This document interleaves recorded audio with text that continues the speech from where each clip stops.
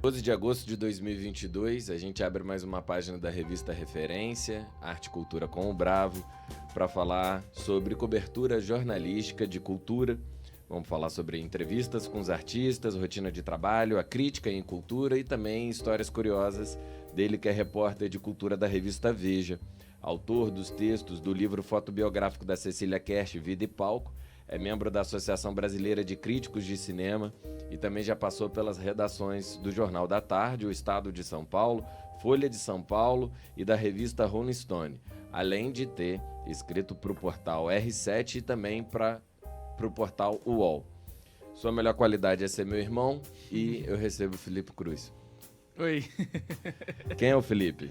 Então, eu me formei aqui no BM, né, em jornalismo, comunicação social.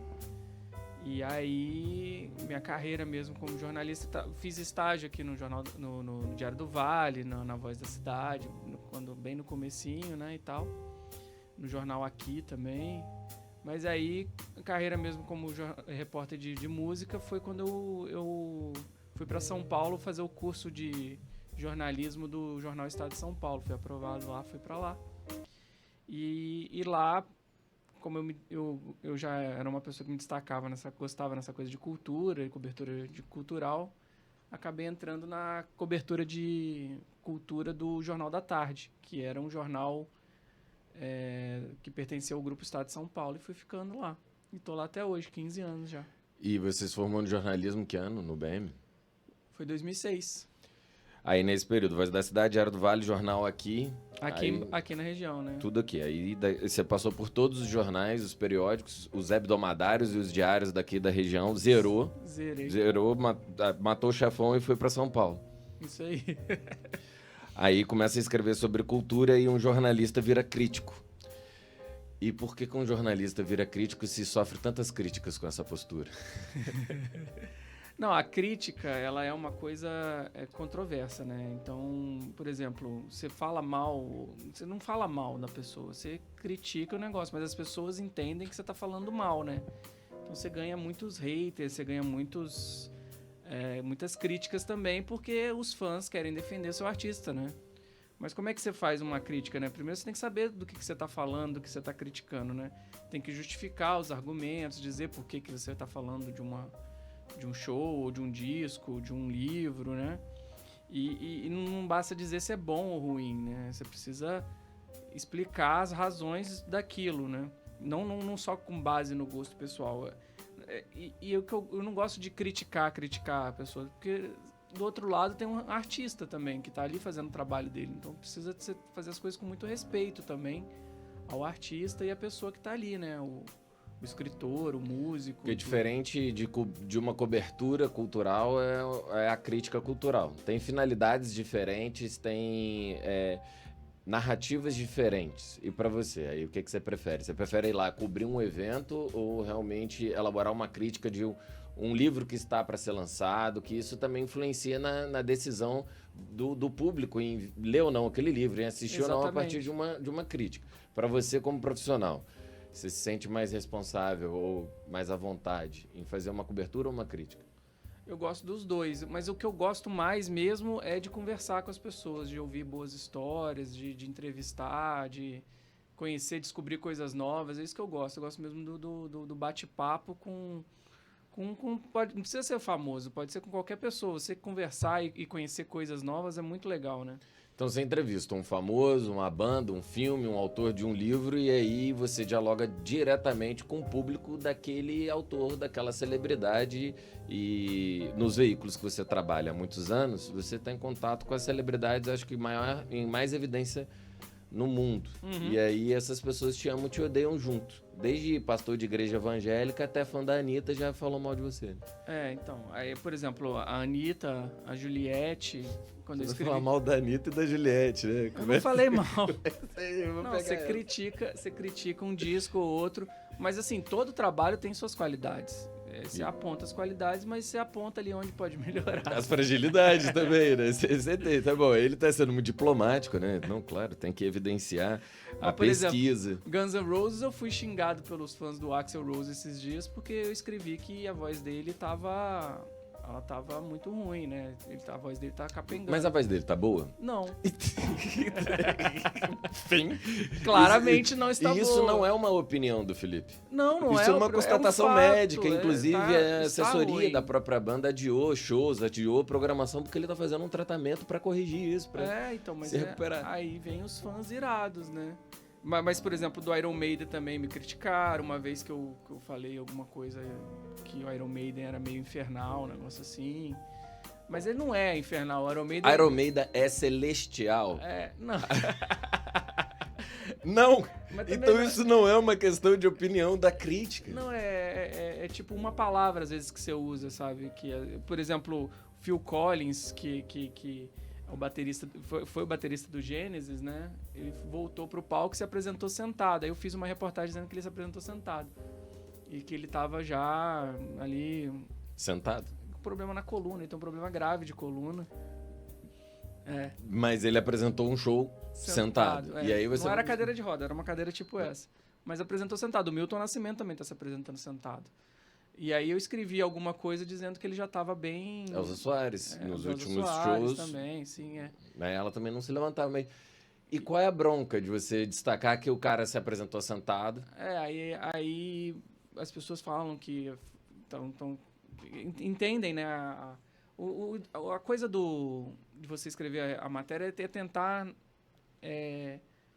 escrever de um jeito que a pessoa não entenda de outra forma, né? Que é aquilo, né? Então, talvez elas podem ter entendido que eu tenha falado que ele estava muito velho, que eu poderia estar se aposentando e tal, mas não é.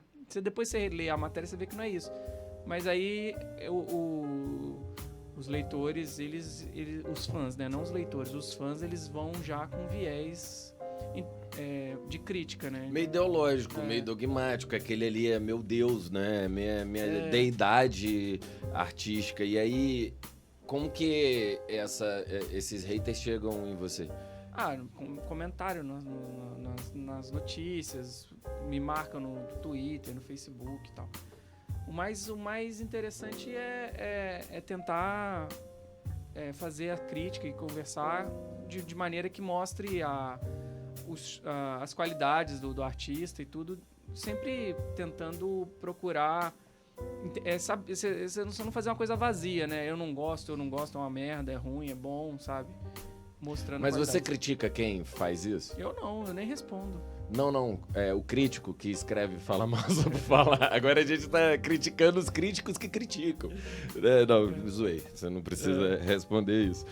Mas o contexto da crítica já aponta uma seara indigesta, porque você já pressupõe de que você tem uma referência ou um repertório para fazer uma análise daquele artista, seja a partir do próprio artista, ou seja, a partir das referências que aquele artista tem, no contexto que ele está.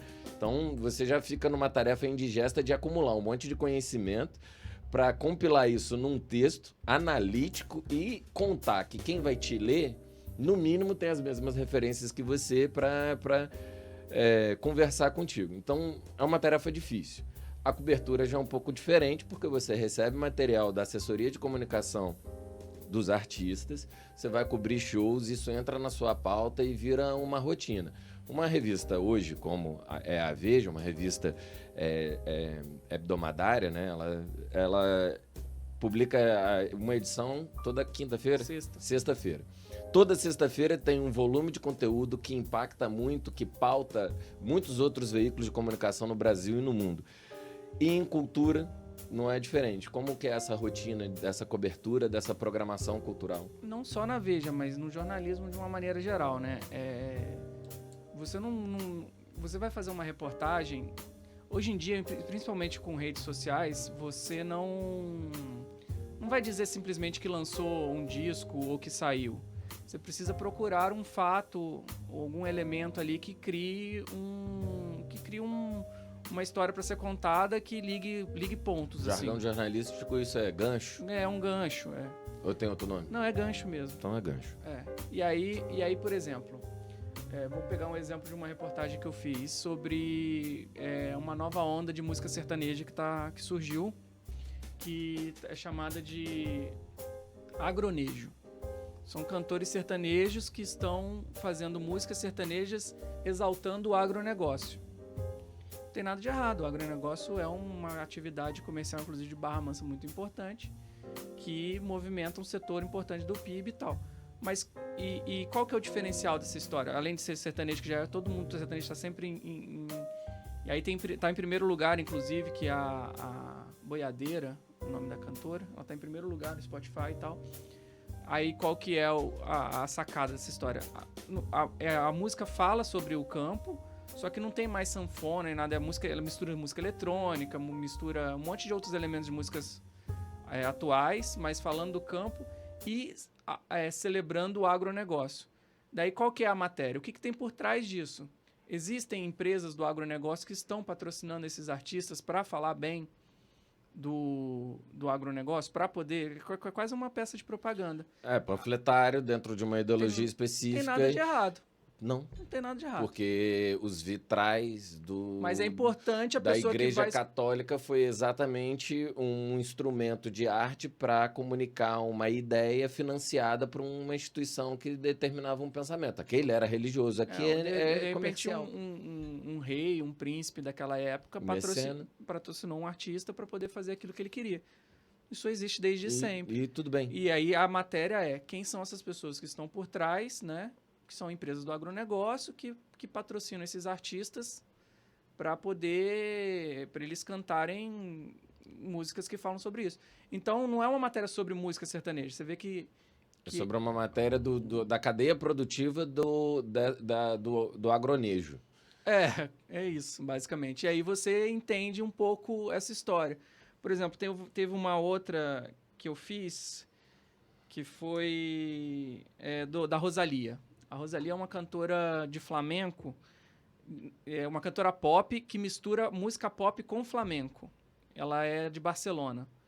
E aí eu fiz uma matéria, um perfil dela, não cheguei a entrevistar ela. Ela vai fazer show no Brasil, inclusive.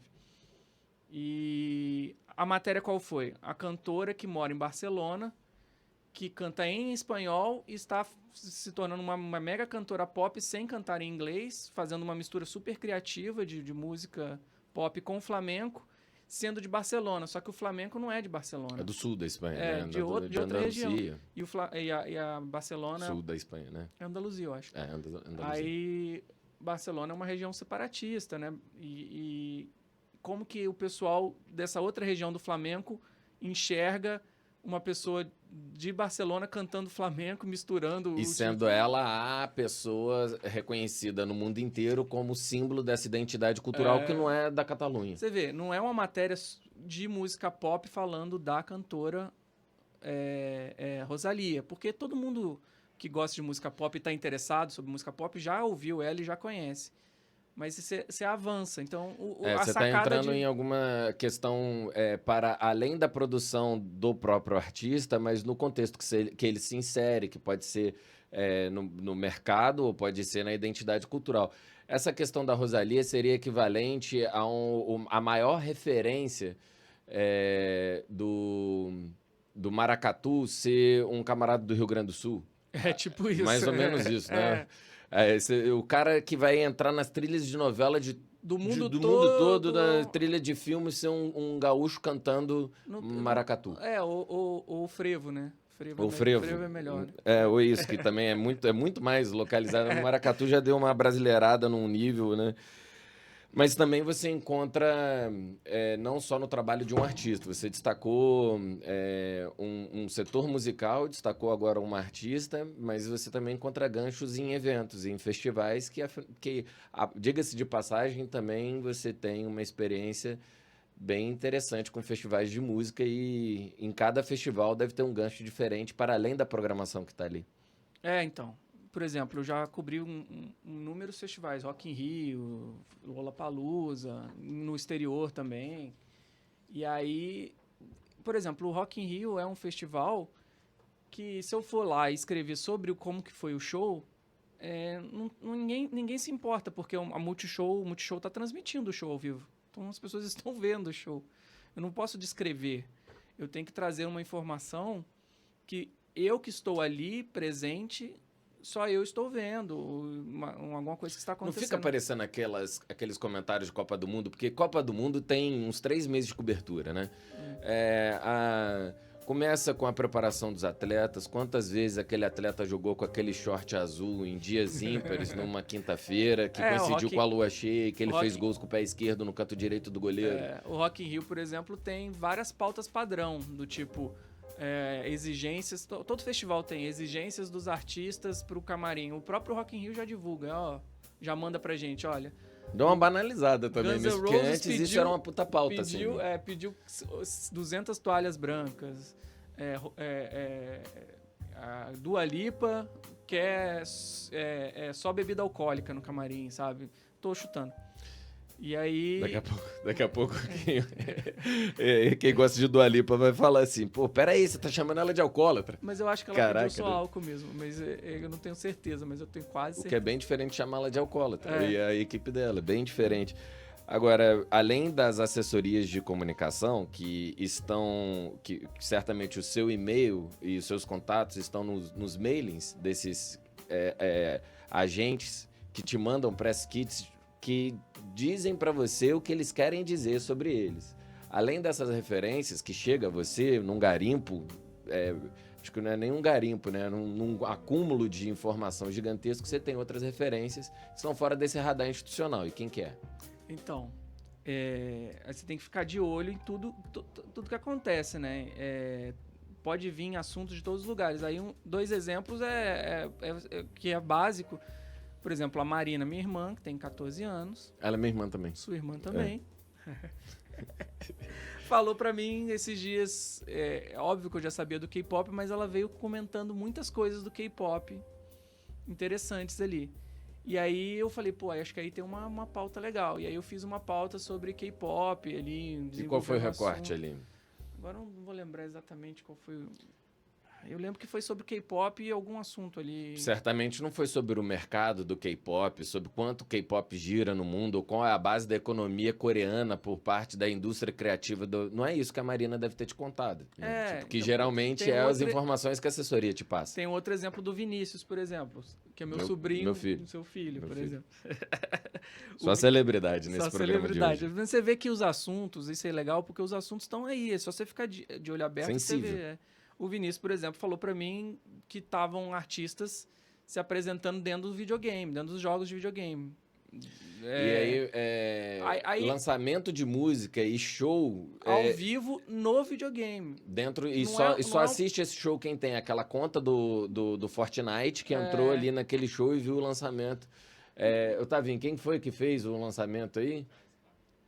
Travis Scott fez um ali. Bom falar também, aproveitar que eu chamei o Tavinho aqui, que hoje a técnica do nosso programa é feita pelo Guto, com a assessoria do Tavinho. E é importante registrar também a nossa técnica. E Travis Scott fez um lançamento global. De uma música dele, e essa música foi feita dentro... Foi do Fortnite, né? Foi o Fortnite. Dentro do Fortnite. Então as pessoas entravam no jogo e naquele dia era um evento. Elas não jogavam. Elas faziam dancinha, conversavam. Elas entravam ali, não tinha jogo. Naquele momento elas entravam ali pra assistir o show. Então todo mundo ia pra porque o Fortnite tem um mapa, elas iam pra uma região daquele mapa. E tava rolando um rolê ali. Tinha um palco montado ali e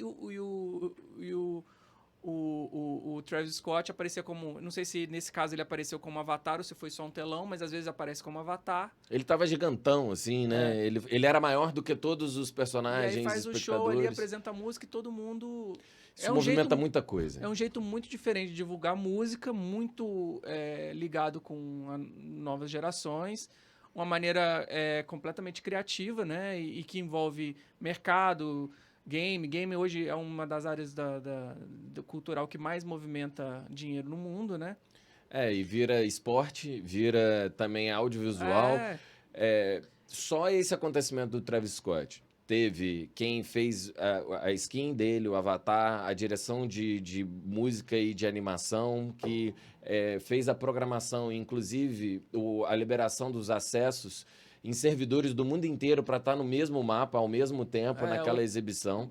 Pessoas que não conheciam o jogo, que assinaram o jogo, né, se cadastraram no jogo para poder entrar. E ainda tem as skins dos personagens, dos jogadores, que definem as suas skins e compram, e teve skins exclusivas pro dia do evento. Eles se arrumaram para ir nesse evento dentro dos seus avatares. E cria também um fato noticioso. Todo mundo noticia uma coisa diferente e, por exemplo, o lançamento de um disco do Travis Scott talvez não saísse no Estadão, que é um jornal mais tradicional, ou no Globo. Mas aí vai sair esse lançamento porque é uma coisa diferente. Olha, pela primeira vez um disco foi lançado dentro do videogame. Exclusivamente dentro de um ambiente com um artista ao vivo, fazendo um show com a plateia ao vivo assistindo de Avatar. Aí é um assunto para além do produto em si, pela inovação, pelo ineditismo da proposta. Bom, mas aí você vai cobrindo os shows e aí coisas vão acontecendo no show. Você vai... agora vamos falar de cobertura. Uma coisa é que você recebe o material, outra coisa é a crítica, e agora você foi pro show e cobriu o show. Você tá lá assistindo. E coisas que não estavam previstas em pauta, por exemplo, o repertório, o setlist, aquela guitarra que ele usou na hora que ele compôs aqui em 1975, que a assessoria te deu esse dado. Mas quando você chega ali, coisas acontecem, coisas inusitadas acontecem. Desde pegar óculos da Madonna até tiroteio em festival no deserto dos Estados Unidos. Por exemplo, esse caso do óculos da Madonna, que a gente já... É famoso. Em 2000 e... não lembro agora qual ano que foi, teve Stick and Switch Tour, a turnê da Madonna. 2010. Algo assim. Por ali. Aí ela veio e ela tinha um óculos de coração e ela jogava pra plateia. Moschino? Moschino, da marca Moschino, né? E aí ela jogava pra plateia. Eu tava lá cobrindo o show, na hora que ela jogou, o óculos veio e caiu.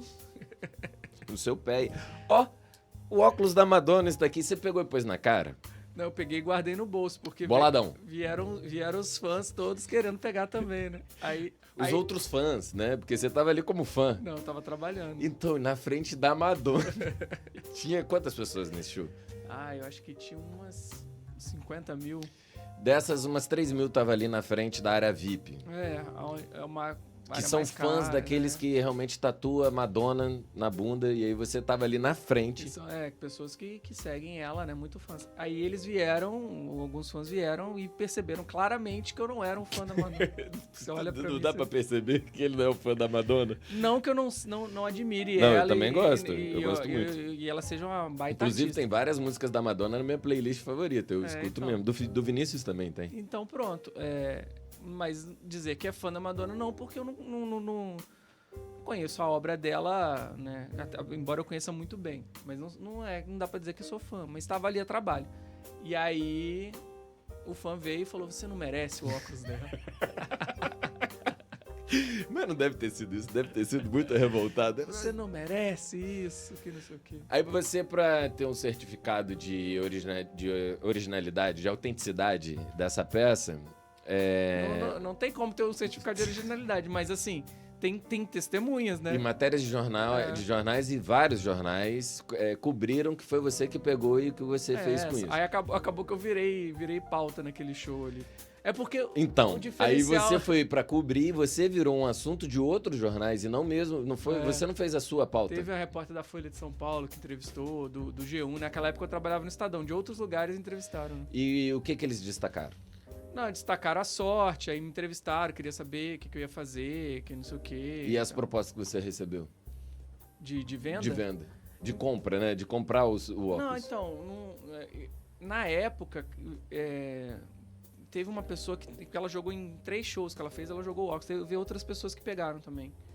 Mas teve uma pessoa que vendeu esse óculos, acho que vendeu por 10 mil, 15 mil reais. Mas só o óculos, por ser da Moschino, só o óculos em si, sem ter o DNA da Madonna ali... Tem aquele cheirinho dela ali. Ele vale uns 7, 8 mil reais. Sem só o óculos. Eu acho que vou bobear até mais, né? Um óculos escuro. E aí, por ter sido da Madonna, mais uns 7 mil de ágio. Ou mais até. Mas eu não vendi, eu tô com ele até hoje.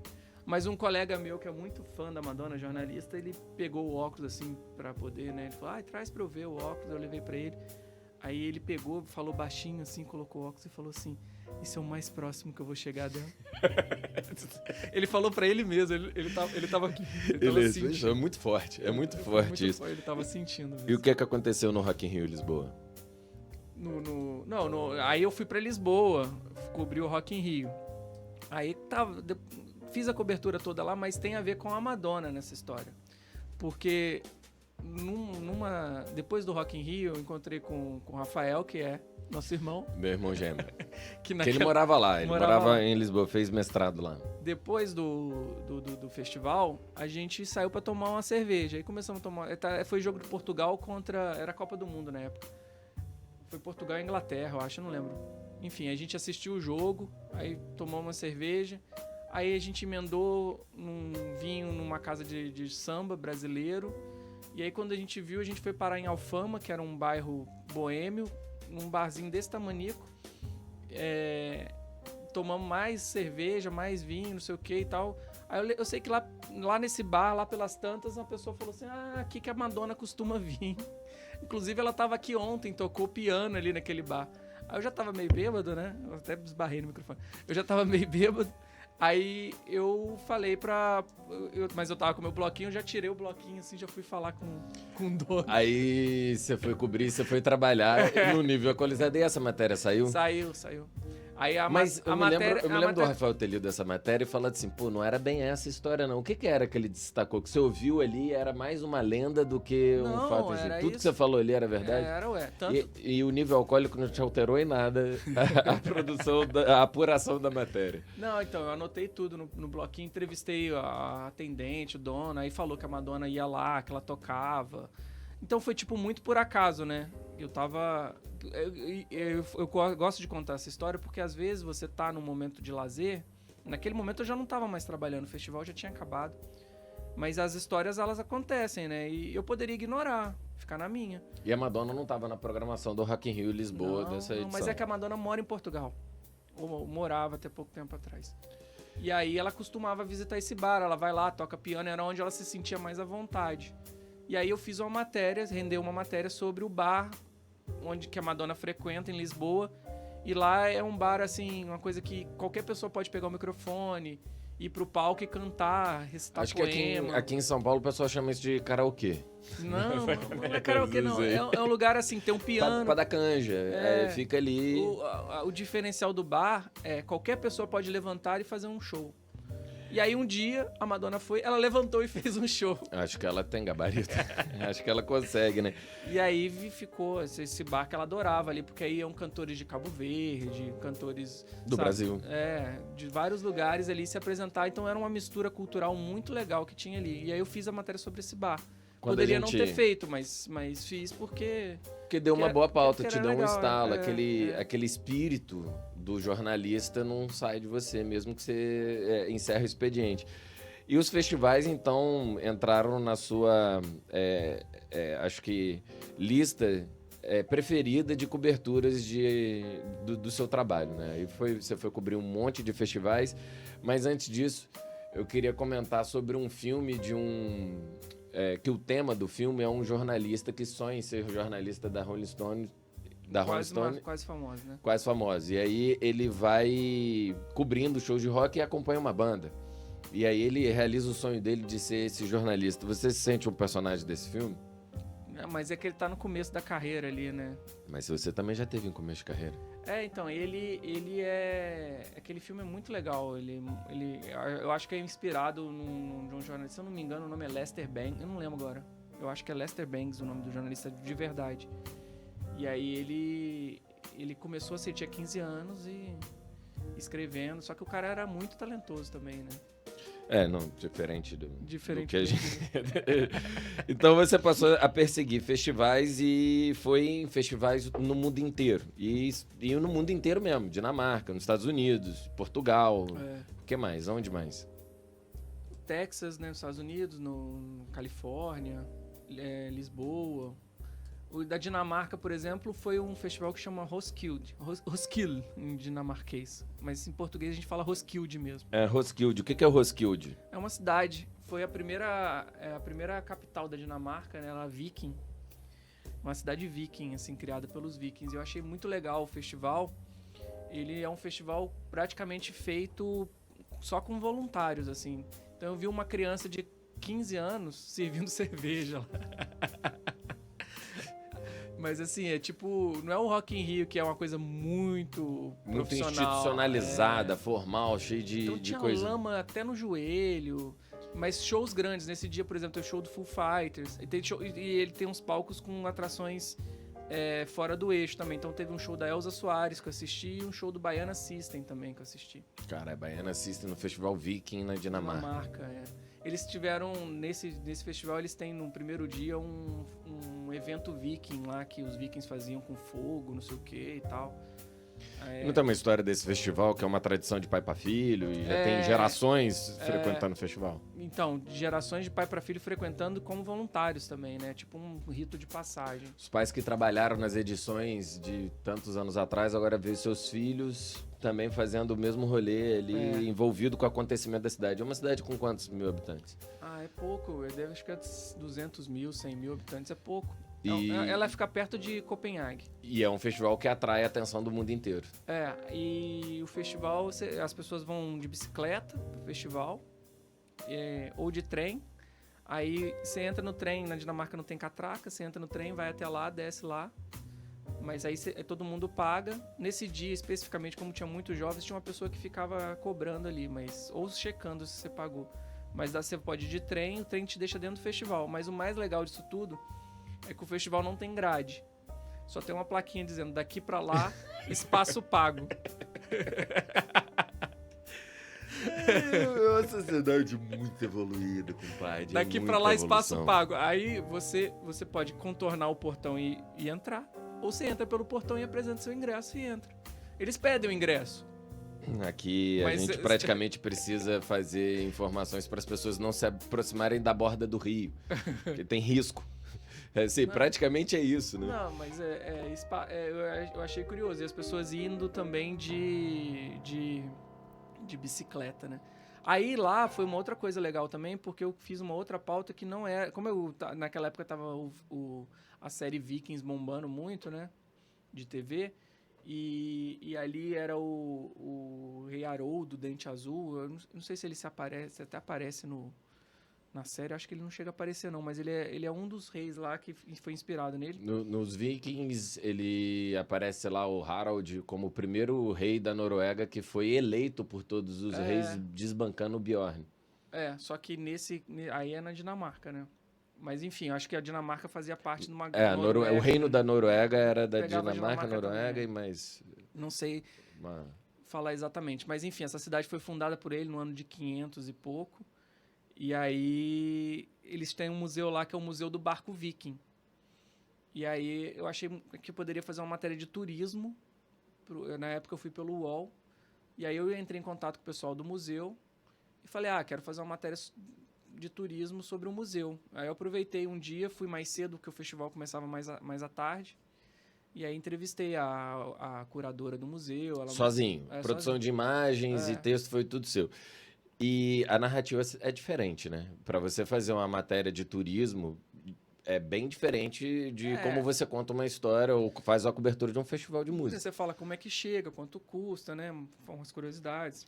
Mas não é a sua expertise. Para você foi mais difícil escrever isso? Ali eu queria ir pelo interesse pessoal dos Vikings e pela oportunidade, porque o museu era muito perto do festival. E aí você vê os barcos, eles resgataram barcos, mostra como que eles faziam corda. Tô batendo toda hora no microfone.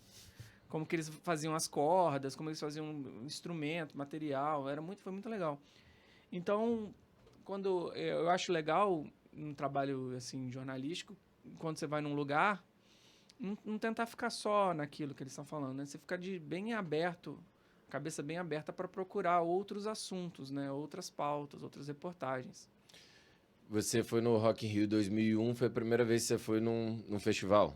Mas foi o primeiro festival. Você tinha 17 anos de idade, 18, em 2001. E foi o dia que entrou para a história, talvez como o dia com o maior público da história do Rock in Rio. Foi mais de 250 mil pessoas, teve briga, foi um monte de... salvo engano foi isso, do dia do Red Hot Chili Peppers. 200 mil pessoas, né? 250, salvo engano. Depois a gente vê isso aí, mas não importa. Parece que esse dia realmente é um dia inesquecível para o público do Rock in Rio, para os organizadores, porque estourou tudo.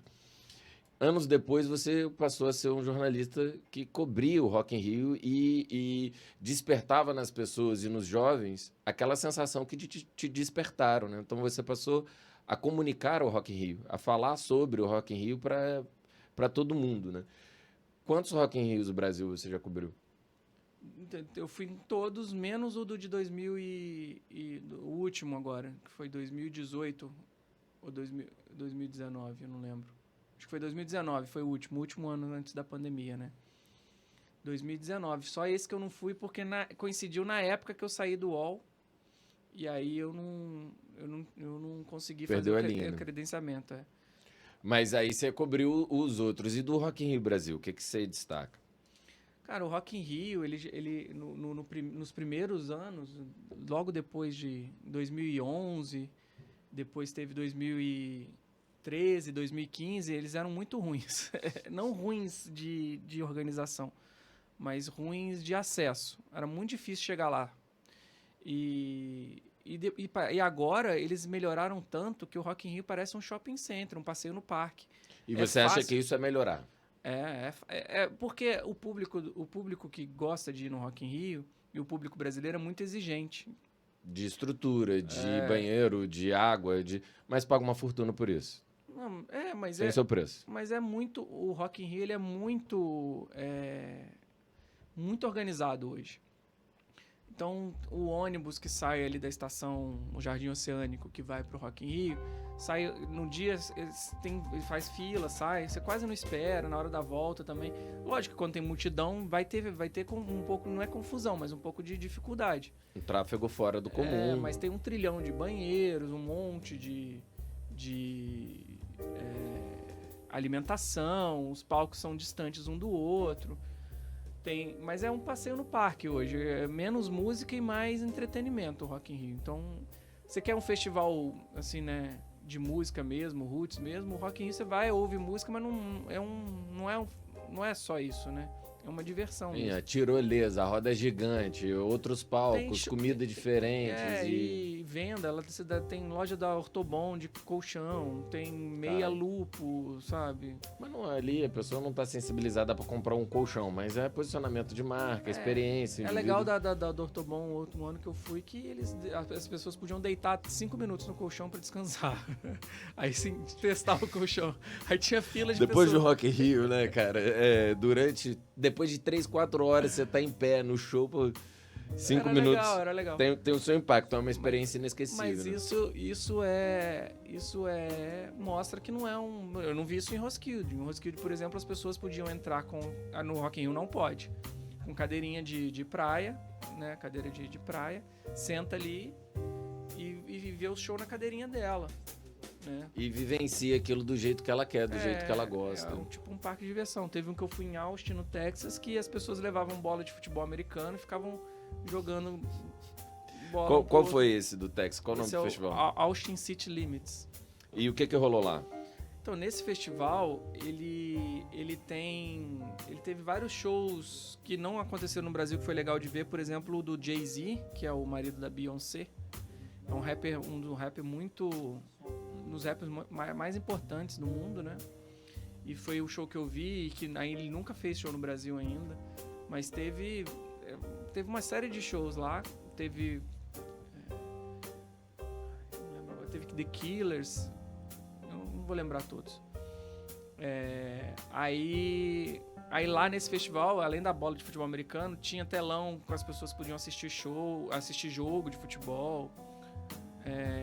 Mas o mais interessante lá nessa época é que eles estavam com medo de atentados terroristas, então estavam com uma segurança muito grande, revista, para chegar no festival tinha que passar por várias coisas, e aí foi um pouco de se sentir, porque uma semana antes desse festival, no Lollapalooza, em Chicago, eu não fui nesse, uma pessoa deu um tiro, subiu num prédio, deu um tiro no público, na plateia. Não foi um tiro? Foi uma confusão do caramba. Dentro do festival, nessa época. E aí tava tendo essa preocupação toda. Então, isso foi uma pauta que eu fiz lá, esse interesse. E aí acabou sendo um destaque desse festival, o sistema de segurança de revista e a preocupação de toda a organização para evitar o tiroteio. que, bom, sejam bem-vindos, assistam o show, mas antes, desculpa o inconveniente aí, mas é necessário. Aí, esse desculpa o inconveniente aí acabou recebendo mais atenção do que a experiência de vencer o festival. Que era um negócio muito grave. No Rock in Rio, por exemplo, de 2017, 17, que eu fui, tava tendo uma guerra na Rocinha, de tiro de bala traçante, assim, tal. E pra você sair da Zona Sul pra Zona Norte do Rio, você passa ali pela Rocinha, se for de carro. Aí eu preferi ir de metrô. Passa de baixo, Passa de baixo. Mas no Rock in Rio não tava tendo essas... Tem uma baita estrutura de segurança também. Mas você vê que a violência no Rio era muito maior do que em Austin, né? Você teve uma onda boa no Desert Trip, não teve?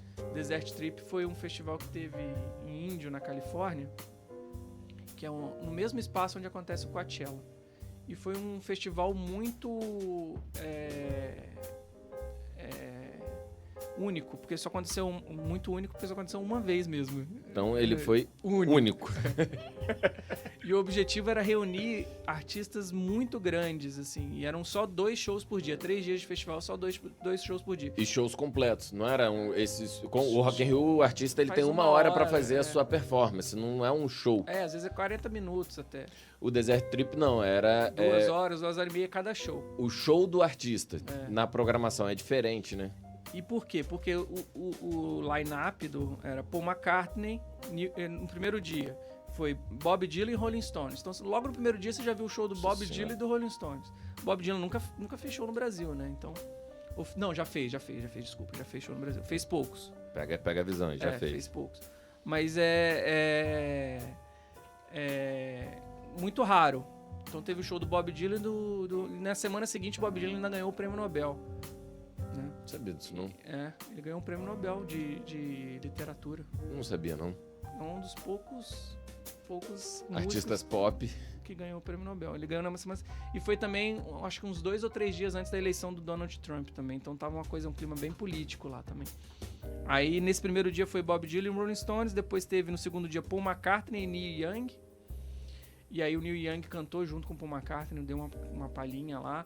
Aí na semana seguinte, foram dois finais de semana com a mesma programação. No final de semana seguinte a Rihanna cantou com o Paul McCartney também. E no terceiro dia foi o The Who e o Roger Waters. E aí o do Roger Waters ele fez aquele show completo dele com um telão gigante que monta tudo. Foi um negócio assim espetacular. E lá tinha várias pautas, cara. Muita coisa acontecendo. Tipo, motorhome. Pessoas que foram de motorhome. E tinha uma área para os estacionamentos do motorhome que se tornou numa vila, praticamente, né? Tinha. Então eu fiz pauta sobre o motorhome. Eu fiz pauta com um fotógrafo que é o Roger Dietz. Não, cadê? Henry Dietz. Esse fotógrafo, Henry Dietz, ele estava ele tava fazendo uma exposição de fotos dele lá, que ele é um fotógrafo de música.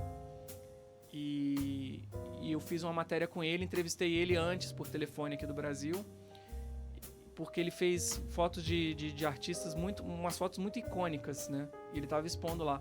Uma das fotos, por exemplo, que ele fez é a capa do álbum do The Doors, o Morrison Hotel, a foto é dele. E aí ele estava expondo lá tudo. E aí eu cheguei, fiz por telefone a entrevista com ele, porque lá não ia dar, mas na hora que eu cheguei lá eu consegui encontrar com ele pessoalmente, aí conversei mais um pouco, aí fiz essa matéria dessa exposição, aí conta a história dele e tal. Quer dizer, o festival, você tem show do Paul McCartney, eu fiz todas essas matérias desses shows todos, mas também tentei desenvolver brasileiros que foram de motorhome, sabe? Então você vai procurando esses temas. E aí o legal desse fotógrafo foi que eu pedi pra ele tirar uma foto minha com o meu celular. Porra! Agora eu tenho uma foto.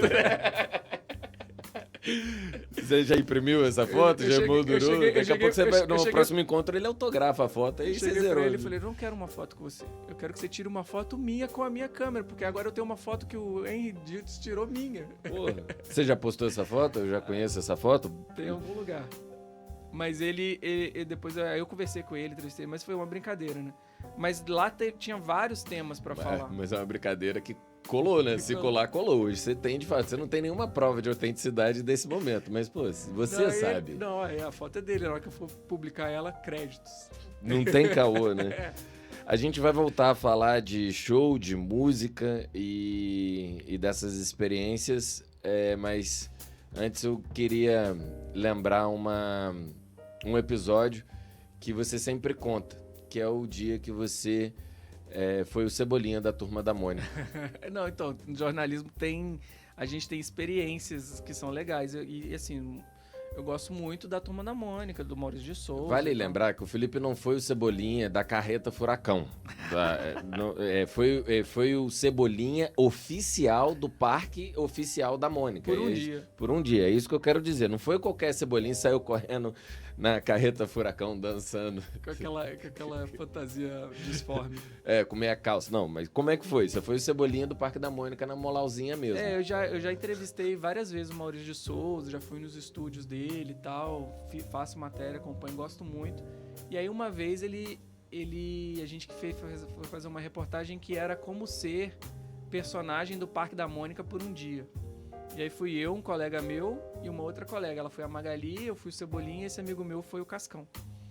E aí a gente teve treinamento lá. E é muito legal, porque o treinamento era como se portar com as crianças, como reagir, como o Cebolinha reagiria. Se for falar, tem que trocar o L pelo o R pelo L. E o Cascão, se alguém as crianças vão tentar jogar água no Cascão. Ele tem que fugir sempre, não rola de perder pra criança. Criança, né? é maligna. Posso imaginar. A Magali tem que estar tentando comer o tempo todo e tal, né? Aquela coisa. E aí a gente saiu, foi... Aí os atores que fazem são muito magrinhos. Eu tava meio... Meio pãozinho de queijo no forno, né? Aí eu coloquei lá o colã, aquela coisa tudo ficou estufado. Aí saiu o Cebolinha barrigudo. Tiozão, Cebolinha tiozão. Os personagens da Turma da Mônica têm 9 anos de idade, né? 6 anos de idade. 6 anos. Aí eles perguntaram, as crianças olharam e viram claramente um Cebolinha barrigudo. Chamou a atenção demais. E aí isso. começaram a gritar, Cebolão, Cebolão. Aí resuma a sua experiência como Cebolinha. Passei sufoco. Sofri bullying das crianças do Parque da Mônica. Aí a matéria desse dia foi Parque da Mônica se retrata com... Não foi nada disso. Não, claro, porque isso foi uma leitura sua, né? Isso foi uma coisa muito individualizada. Aí não pode trocar o R pelo L. Eu falei, tá decidido, não vou falar. Quer dizer, o jeito mais fácil de não errar... É não errar. Não fazer. Não fazer. Não vou falar. É isso, Fernando Vitorino que sempre me fala, né? Só erra quem faz. Eu falei, não vou errar porque eu não vou falar. Pronto, tá aí. Agora vamos voltar a falar de música, de show. Teve um que eu fui com você que eu gostei muito, que foi no dia do meu aniversário, que foi o Rolling Stone, o Paul McCartney no Engenhão, no Rio de Janeiro. Foi talvez a segunda vez que o Paul McCartney estava em temporada aqui no Brasil. Você já cobriu todos os shows dele? Eu acho que eu fui em uns 8 shows do Paul McCartney, inclusive um nesse dos Estados Unidos, né? Não, mas no Brasil, todos que ele fez no Brasil você foi? Não, porque ele fechou em Fortaleza, acho que ele fechou em Curitiba, fechou em Goiás, Goiânia, e aí nesses eu não fui. Mas eu fui em quase todos de São Paulo, no do Rio de Janeiro também. E então, se você... Mas no que mínimo uns 5 ou 6 você foi como jornalista credenciado, ou não? Todos que você foi como jornalista credenciado. Todos. O que falar do Paul McCartney de diferente de uma matéria para outra? Pois é, muito difícil, né? Porque ele faz o mesmo show, ele gosta de tocar as músicas do jeito que elas estão no álbum, que diferentemente do Bob Dylan, que ele muda as músicas dele de uma maneira tão... ele muda as músicas dele de uma maneira tão diferente, o Bob Dylan, que você não consegue identificar quais são as músicas que ele está tocando. Mas a harmonia, né? O repertório dele. Mas porque ele enjoa de tocar a mesma música. Mas o Paul McCartney, ele toca exatamente a mesma música. Então, o que falar de diferente do show? De alguém que faz a mesma coisa sempre. Inclusive, muitos dos shows o mesmo set list. Muda 1 ou 2 músicas quase, sabe? E aí ele E aí você vai buscar pautas para além da performance do Paul McCartney, né? Uma delas que eu me lembro era de alguém que fez uma tatuagem com o autógrafo dele, que ele autografou o braço. Como foi isso? Foi uma colega minha até, que ela era muito fã do Paul McCartney, ela viaja o mundo inteiro para assistir shows dele, e aí ela comprou o pacote para poder entrar antes do show para ver a passagem de som. É um ingresso de fã, não é isso? É, que é bem mais caro, obviamente. E aí o Paul McCartney chamou ela no palco, o nome dela é Lúcia Camargo. O Paul McCartney chamou ela no palco e ela pediu para ele autografar o braço e depois ela fez a tatuagem do autógrafo dele, né? Tipo, que é troféu maior disso, né? A gente fez uma reportagem disso. Ela também, não ela, mas o Paul McCartney também, coisas que você pode fazer de diferente. O show que o Paul McCartney fez em Goiânia, esse show eu não fui e tal, mas foi uma matéria diferente que fizeram do show dele lá na época. Além de ser importante para Goiânia, obviamente, eu acho que foi em Goiânia, se eu não me engano, ou Fortaleza, foi fora do eixo Rio-São Paulo. Além de ser importante para essa cidade fora do eixo, porque é o mesmo show que ele já fez em São Paulo e no Rio, o que pode destacar de lá que vai interessar para o resto do Brasil? Aí teve uma nuvem de gafanhoto que pousou no microfone, assim, sabe? Ou pousou no ombro de... Caraca, um negócio muito efêmero mesmo que aconteceu ali e que tá fora do controle do Paul McCartney. E aí virou um pouco isso. A matéria naquele dia Mas das suas, dos 8 shows que você foi, tem aquilo que se repetiu sempre, obviamente, do que você falou, mas aquele show que a gente foi no Rio de Janeiro, qual foi o seu destaque ali? O Nananã? As plaquinhas do Nananã? Tem, por exemplo, isso pode ser um destaque. O público se organizou para levar plaquinhas, né? É que você usa isso para colocar no primeiro parágrafo, que é o diferencial, depois o próximo você fala... Já fica mais ou menos, faz né? mais ou menos a mesma coisa. Porque o Paul McCartney é difícil você criticar, né? Eu acho que ele tá ali isento de erros. Mas a gente, aqui no estúdio da Rádio Labfonia, a gente recebeu... não muito tempo, um artista, e que uma das pautas foi se você concorda que molejo é melhor do que Com Beatles. certeza. Queria que você comentasse essa Molejo fala. É muito melhor que Beatles. Fala mais sobre isso. Não, primeiro que Onde Você Vai Que Eu Vou Varrendo é um clássico da música brasileira, não tem música... Mas você sabe qual é a brincadeira que eu mais gosto? Então, brincadeira Salada de criança. mista. Então, é inegável, então, que a poesia do molejo é mais impactante que a do Você sabe por quê? A gente tá falando de Beatles, não só de Paul McCartney. Você escuta as primeiras músicas dos Beatles lá, Twist and Shout, não sei o quê, 2 acordes. Agora vai ver molejo, a complexidade musical que tem ali. Da escala harmônica. Entendeu? Você escuta e você vê que eles são muito mais desenvolvidos que os Beatles. Tem muito mais embasamento musical e teoria musical do que os Beatles no começo de carreira. O Paul McCartney, inclusive, contava que se ele soubesse de música teórica, teoria musical no início da carreira dele, ele não teria escrito aquelas músicas que ele escreveu. Porque aquilo foi realmente feito por adolescentes britânicos e que naquela época fez sentido, que estava no momento, faz sentido até hoje, para muitas circunstâncias, mas foi um acontecimento, uma circunstância. O que ele quis dizer é o seguinte, que ele não ficou preso a teorias musicais e conseguiu fazer coisas realmente incríveis e inovar. Fora do academicismo, né? E o molejo? Então, o molejo é muito acadêmico, por isso que ele faz músicas muito elaboradas e por isso que o molejo não tá fazendo tanto sucesso hoje. Agora eu realmente entendi o que você queria dizer. Por que o molejo, viu, Guto? Tá resolvido, tá explicado. Eu acho que você pode fazer esse recorte pro Marinho Neto para explicar para ele por que o molejo é melhor do que... São músicas muito elaboradas, que ela tem uma complexidade musical harmônica muito grande.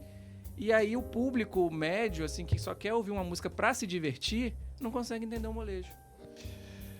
A gente vai continuar falando de música, porque acho que é o seu tema preferido, é o que você mais gosta de escrever. Eu acho que a maior frequência das suas experiências como jornalista é cobrir música, festivais de música. Mas você também tem umas pautas bem interessantes e fantasmagóricas para compartilhar, que foi você, como jornalista, já teve oportunidade de entrevistar o sobrenatural. Você não entrevistou o fantasma, mas fala sobre a sua experiência sobrenatural no jornalismo. Sobrenatural. Não, tem... Pega essa. Você vai anotar essa, Guto. Não, tem, por exemplo, a vez... Isso logo no começo que eu tava de jornalismo lá no Estadão, foi o Padre Quevedo, né? Ele já falecido, né? Mas aí eu fui conhecer o museu do Padre Quevedo. Eu descobri que o Padre Quevedo tinha um museu com objetos que comprovavam coisas sobrenaturais, que comprovavam coisas... É um museu ali... Na época ele chamava de maneira pejorativa, e é pejorativo, mas não deve ser repetido. Ele chamava de Museu da Macumba, que é pejorativo, não... Mas ele errado. falava de parapsicologia e falava de sobrenatural, e ele tinha um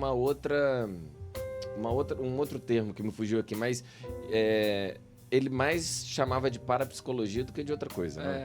Aí o que eu achei legal de ir lá foi essa matéria foi mostrar os objetos e tudo, porque o Padre Quevedo era uma figura pop, que ele aparecia no Fantástico, né? É mentira! Isso não existe. Isso não existe. E aí tinha lá, por exemplo, um colchão com uma mancha de mão, assim, que era combustão espontânea. Tinha sapo com boca costurada. Tinha imagens de santo, imagens de orixá, de trabalhos que fizeram contra ele, né? Ele ia guardando tudo, ele pegava tudo, né, com o maior respeito, guardava tudo, não duvidava de nada. Garfo entortado por não sei quem. E aí ele mostrava que ali eram comprovações de fenômenos sei lá. Parapsicólogo. Ele se apresentava muitas vezes como parapsicólogo, né? Eu não sei se é essa palavra exata, mas... Eu também não me lembro se é essa palavra, mas... Você, quando está diante dessas pautas, você imprime uma metodologia etnográfica, que eu digo assim, você se distancia do visitante ou você se mantém como jornalista para enxergar aquilo com a isenção necessária para o jornalista? Então, tem gente... Você se implica com isso. Tem gente que acredita, né? Mas ali você tem que olhar aquilo e tentar não ficar dando notícia que seja mentirosa, né? Ou entender aquilo como se aquilo fosse verdade, né?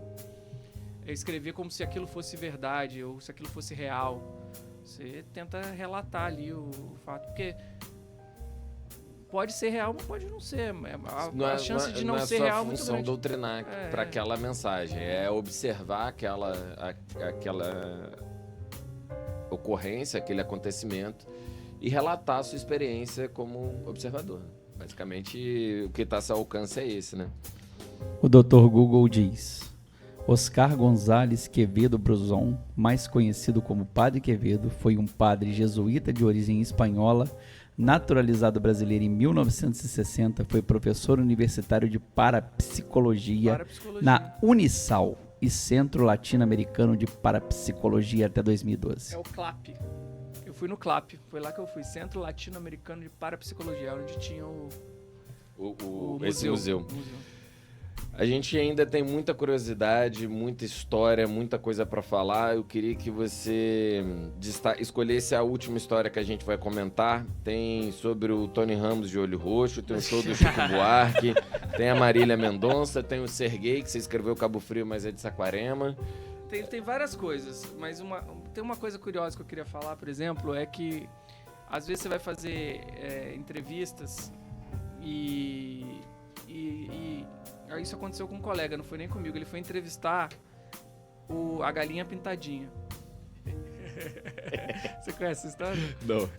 Aí mandou as perguntas pra Galinha. A ideia era que o criador da Galinha Pintadinha respondesse as perguntas. O e-mail com a resposta veio pó. O e-mail inteiro.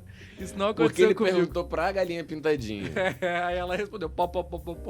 Se ele tivesse perguntado para o criador, para o produtor, para o diretor, ia vir outra resposta. Isso aconteceu com um jornalista de São Paulo, que eu não conheço, mas eu sei da história. E aí... Mas você já pediu entrevista com o morto. Isso também já aconteceu. Mas aí a galinha, na história desse jornalista, ele responde pro assessor assim, não entendi. Ela fala, desculpa, é que a gente esqueceu de traduzir. Aí manda... O Jorge Pontual manda sobre a morte do Chewbacca, ele fala. Últimas palavras do Chewbacca. Não, mas por exemplo, uma coisa que eu ia falar sobre entrevistas que eu acho legal para qualquer entrevista que você for fazer, com qualquer pessoa, você tem que estar preparado. Porque quando a pessoa é muito famosa, você fica nervoso, ansioso, você pode estragar tudo, entendeu? Então você precisa estar preparado e conhecer o assunto ou fazer uma pesquisa profunda disso. Quem é expert nisso era o Jô Soares, ele conhecia muito bem as pessoas, ele sabia o assunto que a pessoa estava tratando para poder desenvolver, né? Porque senão você faz perguntas básicas, e aí, quais são seus planos para o futuro, sabe? Que não, ou não desenvolve o assunto. Tem uma coisa que diz que a qualidade de uma entrevista se resume à cultura do entrevistado, à inteligência do entrevistador, né? Quer dizer, não do entrevistado, do entrevistador. Então, você só tira da pessoa informações legais se você também tiver pesquisa e conhecer, tem que estar preparado. E aí, por exemplo, uma vez que aconteceu comigo, não que eu não estivesse preparado, mas eu fiquei nervoso, foi quando eu fui para Las Vegas entrevistar o Matt Damon, a Alicia Vikander e o diretor, que era o Paul Greengrass, para o filme do Jason Bourne. E aí eu fiquei nervoso porque antes da entrevista, 5 minutos antes da entrevista, eu me liguei que os 3 tinham ganhado um Oscar, mais de um Oscar. Eu falei, caralho, eu vou falar com 3 pessoas que ganharam o Oscar no mesmo dia, pessoalmente, ao vivo. Aí eu fiquei nervoso. E deu ruim? Deu ruim com a Alicia Vikander. Eu fiquei gaguejando e tal, não consegui desenvolver muito o assunto. Já com o Matt Damon, eu tava bem preparado pra entrevista. E aí eu tinha até uma brincadeira pra fazer com ele e tal, que era... Porque o Jason Bourne é um personagem que esquece o passado dele. E aí já era o quarto filme da franquia. E aí eu falei pra ele, vamos ver se você, como ator, não é igual o Jason Bourne e lembra de tudo mesmo. E aí eu fiz várias perguntas do filme, do passado, e ele lembrou de tudo. Foi tipo um quiz, sabe? E aí foi divertido porque eu fui preparado pra entrevista. Mas se você não vai preparado, pode dar ruim, como aconteceu na sequência com a Alicia. E se ele comprou teu jogo, o jogo tá estabelecido, vocês estão jogando o mesmo jogo, a coisa fluiu. Mas com a Alicia travou e não foi. Porque não é que ela seja antipática nem nada, ela foi séria. Como vai, tudo bem? Aí te trava, não te dá gancho, não te dá foi uma das, um desenrolo. Isso não acontece com frequência, mas foi uma das poucas vezes que eu meio que travei. Por quê? Porque eu pensei que eu tava diante de pessoas que tinham ganhado o Oscar ali e tal. Aí, só essa informação te deu uma desestruturada, assim, cognitiva. Mas para finalizar o nosso papo, fala da experiência com o irmão do Gabriel Garcia Marques. Então, isso foi férias, né? De férias. Eu tava de férias em Cartagena, na Colômbia. E no meu roteiro das férias eu coloquei visitar a praia tal, visitar o monumento tal, conhecer o irmão do Gabriel Garcia Marques. E aí, onde mora o irmão do Gabriel Garcia Marques? Em Cartagena. Vou lá? Vou lá. Aí, na realidade, eu fui no lugar onde ele trabalha, que é uma associação de jornalismo latino-americana, de jornalismo literário. E aí eu toquei a campainha lá e tava no meu roteiro mesmo. E eu falei, eu sou periodista do Brasil, sabe, como portunhol bem. Bem macarrônico.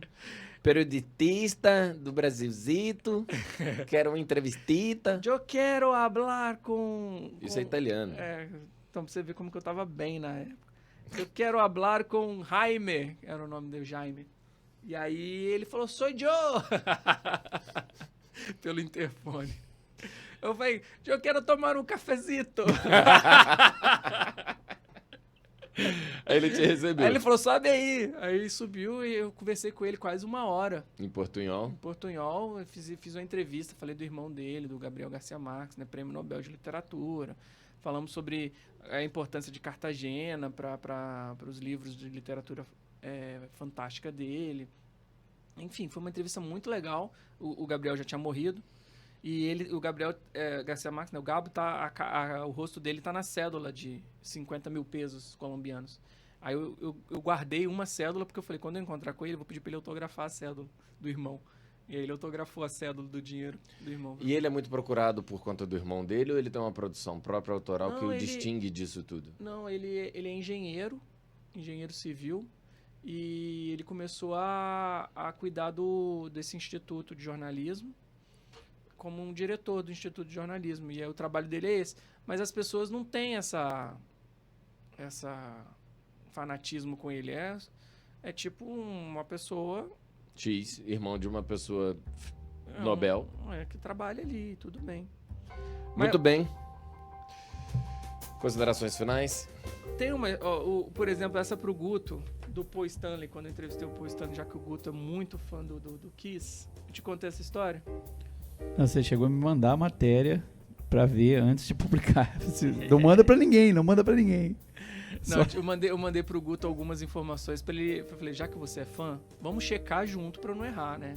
Porque eu faço checagens, então eu checo com pessoas que entendem do assunto, né? Você tem que checar.